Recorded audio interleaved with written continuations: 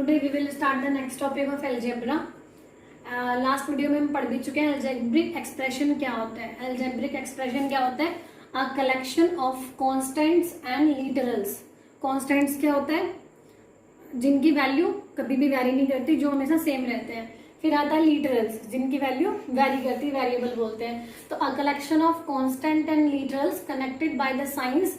ये चार ऑपरेशंस होते हैं हमारे मैथ्स के, इन चारों में से किसी से भी कनेक्ट हो सकता है हमारा एक्सप्रेशन। ठीक है, ये लिटरल्स और कांस्टेंट्स। तो अलजेब्रिक एक्सप्रेशन की सिंपल डेफिनेशन मैंने आपको इसमें बता दी कि a collection of constant and literals connected by the science. कौन से? Plus, minus, multiply and division, all these things. देखो इसमें ये बीच में मल्टीप्लाई है, इधर माइनस, इधर प्लस, और इसमें पूरे में क्या है? 6 कांस्टेंट है, ये x वेरिएबल है, यहाँ पे भी x वेरिएबल है। तो ये क्या है? A combination, a collection of constant and variables connected by the science, plus, minus, multiply. ठीक है, ये हो गया algebraic expression. Terms of expression. अभी एक्सप्रेशन है, इसके टर्म्स कैसे निकालते हैं हम? टर्म्स निकालना बहुत ईजी है। देखो पहले हम सिंपल डेफिनेशन देख लेते हैं। द पार्ट्स ऑफ एक्सप्रेशन, ये हमारी एक्सप्रेशन है, इसके पार्ट्स कौन से? Separated by plus and minus sign. जो प्लस के साइन से या माइनस के साइन से सेपरेट हो जाए, मतलब अलग हो जाए। तो कैसे निकालेंगे? देखो इसमें तो ये 5x, तो ये मल्टीप्लाई के साइन के साथ एक नंबर है, एक वेरिएबल है, ये जॉइंट है, तो इसमें नंबर ऑफ टर्म कितनी हो जाएगी? ओनली 1।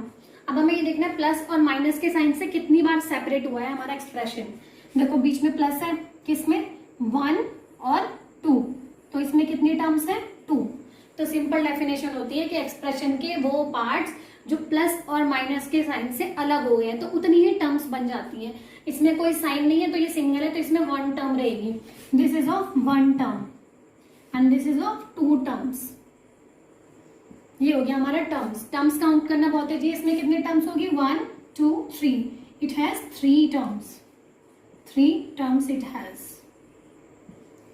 तो अलजेब्रिक एक्सप्रेशन हमने पढ़ लिया क्या होता है। Collection of constant and literals connected by the science. Terms क्या होता है? Parts of expression separated by plus और माइनस साइन। अब आता है कॉफिशिएंट्स। कॉफिशिएंट्स क्या होता है? In the product of numbers and literals, यानी कि नंबर्स और लिटरल्स का प्रोडक्ट। मैंने आपको बताया था कि जब बीच में कोई भी साइन नहीं होता है और नंबर और लिटरल आपस में पास पास होते हैं, तो उसमें मल्टीप्लाई का साइन होता है हमेशा। तो प्रोडक्ट मतलब मल्टीप्लाई करना। ठीक है, in the product of numbers and literals, numbers और लिटरल्स के प्रोडक्ट में क्या? एनी ऑफ द फैक्टर, कोई भी एक फैक्टर। इस काल का कॉफिशिएंट, कॉफिशिएंट होता है किसका? ऑफ द अदर फैक्टर्स, बाकी के बचे हुए फैक्टर्स का। सबसे पहली बात तो ये कि प्रोडक्ट होना चाहिए नंबर्स का और लिटरल्स का। कॉफिशिएंट्स निकलते हैं प्रोडक्ट्स में, जब नंबर और लिटरल्स का प्रोडक्ट हो। ठीक है, तो ये नंबर और लिटरल्स का प्रोडक्ट है। अब ये कह रहा है एक नंबर बाकी के नंबर्स फैक्टर्स का कॉफिशिएंट होता है। तो 6 है फैक्टर किसका? x और y का। ठीक है, x फैक्टर होगा 6 एंड y का, y फैक्टर होगा 6 और x का। ठीक है, मतलब 6 इन दोनों का फैक्टर है, x इन दोनों का फैक्टर है, y इन दोनों का फैक्टर है। ठीक है, ये एक नंबर बाकी एक प्रोडक्ट का एक फैक्टर बाकी के दोनों फैक्टर्स का या बाकी के तीनों फैक्टर्स का, जितने भी फैक्टर्स होंगे उनका कॉफिशिएंट होता है। ये इन दोनों का कॉफिशिएंट हो जाएगा, ये इन दोनों का कॉफिशिएंट हो जाएगा। इसमें ज्यादा टर्म्स है, जैसे इसमें देखो x² + 5y। ठीक है, तो ये हो जाएगा x मल्टीप्लाइड बाय x। तो इसमें x आपस में कॉफिशिएंट हो जाएंगे। इसमें 5 y का कॉफिशिएंट है और y 5 का कॉफिशिएंट है। मतलब हर एवरी टर्म में अलग अलग फैक्टर्स होते हैं और उन्हीं फैक्टर्स में जो एक फैक्टर होता है बाकी का कॉफिशिएंट होता है। ओके, तो अलजेब्रा में हम पढ़ते हैं लाइक टर्म्स और अनलाइक टर्म्स। लाइक टर्म्स क्या होता है? 2 और मोर टर्म्स, 2 या 2 से ज्यादा टर्म्स। कौन सी? Having the same algebraic factors, जिनके अलजेब्रिक फैक्टर्स सेम हो। ठीक है, वो होती है लाइक टर्म्स। अलजेब्रिक फैक्टर्स मतलब जो हम इसमें वेरिएबल्स यूज कर रहे हैं वो सेम होने चाहिए, बिल्कुल अलजेब्रिक फैक्टर्स जो होते हैं वो सेम होने चाहिए। 2 और मोर टर्म्स, 2 या 2 से ज्यादा टर्म्स कितनी भी हो सकती है, बस अलजेब्रिक फैक्टर सेम हो। टर्म्स 2 भी हो सकती है, 2 से ज्यादा भी हो सकती है, बस उसके अलजेब्रिक फैक्टर्स सेम होने चाहिए। ठीक है, तो इसमें देखो x 3 टाइम्स है, x 3 टाइम्स किसी में भी नहीं है। x y, इसमें ओनली y है, ये भी नहीं है। x y, अब हमें दिख रहा है कि इसमें x है और y है, इसमें भी x है और y है, तो इसमें क्या है? अलजेब्रिक फैक्टर्स सेम है। तो ये दोनों हो गए हमारे अलजेब्रिक एक्सप्रेशन में से दो टर्म्स। टर्म्स क्या होती है, देखो ये 1 2 3 4, इसमें कितनी टर्म्स है, 4 टर्म्स है, इसमें 4 टर्म्स है इसमें। अब इसमें से लाइक टर्म्स कौन कौन सी है, 5xy and 3xy। Algebraic factor same है, इसके भी है x और y और इसके भी x और y है अलजेब्रिक फैक्टर्स, तो दोनों के अलजेब्रिक फैक्टर सेम है, तो these terms are like terms in this algebraic expression. बाकी का जो बचेगा वो ऑब्वियसली अनलाइक हो जाएगा। तो ये 2x³ एंड माइनस के 8y है, these are unlike terms of this algebraic expression. तो लाइक टर्म्स और अनलाइक टर्म्स भी हमने समझ लिया। लाइक टर्म्स क्या होता है, जिसके अलजेब्रिक एक्सप्रेशन की वो टर्म्स दो या दो से ज्यादा कितनी भी हो सकती है, जिनके अलजेब्रिक फैक्टर्स सेम हो। जैसे इसमें xy दोनों के अलजेब्रिक फैक्टर्स देखने हैं, बस सेम है तो ये लाइक टर्म्स होगी, इसमें सेम नहीं है तो ये अनलाइक टर्म्स होगी। This is the process. तो हमने क्या क्या सीख लिया, अब हमने टर्म्स सीख लिया कि अलजेब्रिक एक्सप्रेशन की टर्म्स कैसे निकालते हैं और कोफिशिएंट्स कैसे निकालते हैं, लाइक और अनलाइक टर्म्स क्या होता है। अब एक एक एग्जांपल देख लेते हैं, ठीक है। ये टर्म्स, इसमें हमें नंबर ऑफ टर्म्स फाइंड करना है।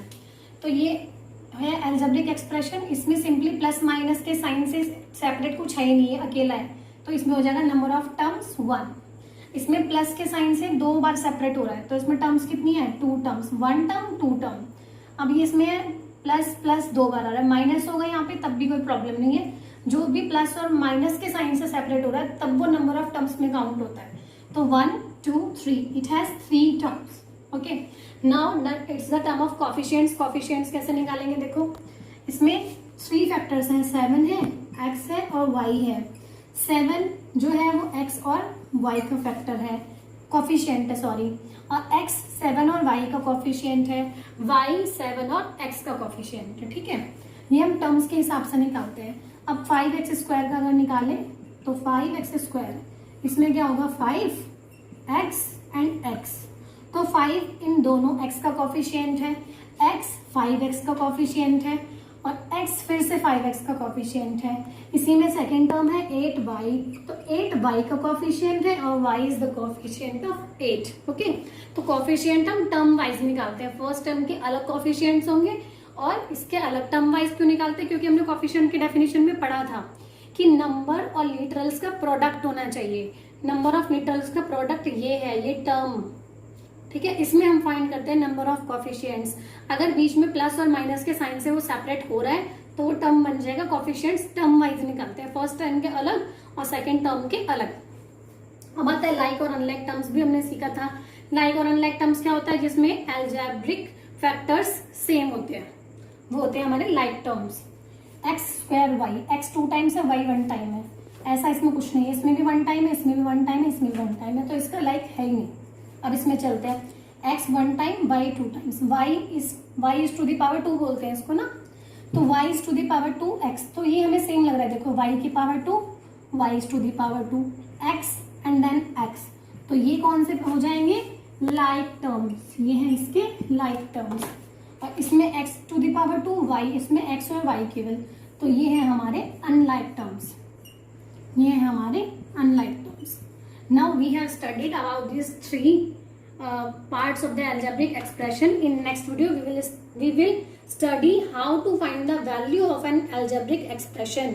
कोई algebraic expression हमको दिया हुआ है और variables की value दी हुई है, तो उस value को substitute करके कैसे हम अपनी algebraic equation की value निकालते हैं, वो हम next video में पढ़ेंगे।